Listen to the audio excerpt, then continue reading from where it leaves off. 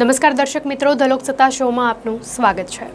બિહાર વિધાનસભાની ચૂંટણીને હજુ ઘણો સમય બાકી છે, પરંતુ અહીં રાજકીય હલચલ ઘણી વધી ગઈ છે।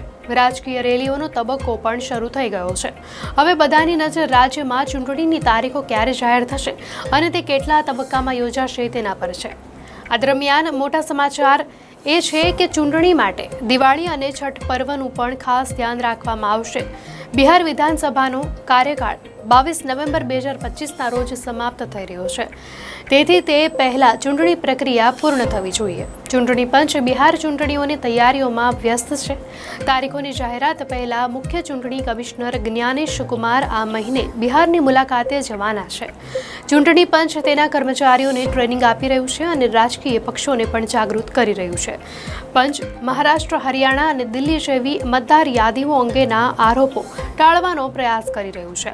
એટલા માટે બૂથ લેવલ ઓફિસર્સને પણ ટ્રેનિંગ આપવામાં આવે છે।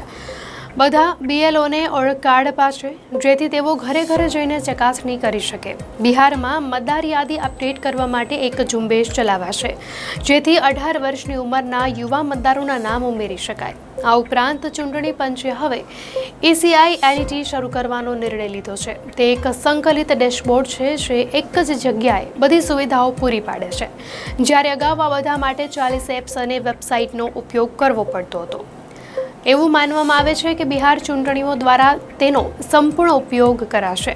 હવે કોઈ ડુપ્લિકેટ APIC નંબર નહીં હોય, તે નાબૂદ કરી દેવામાં આવ્યા છે। ચૂંટણી પંચ પણ AI દ્વારા ઊભા થયેલા પડકારોનો સામનો કરવા માટે તૈયાર છે।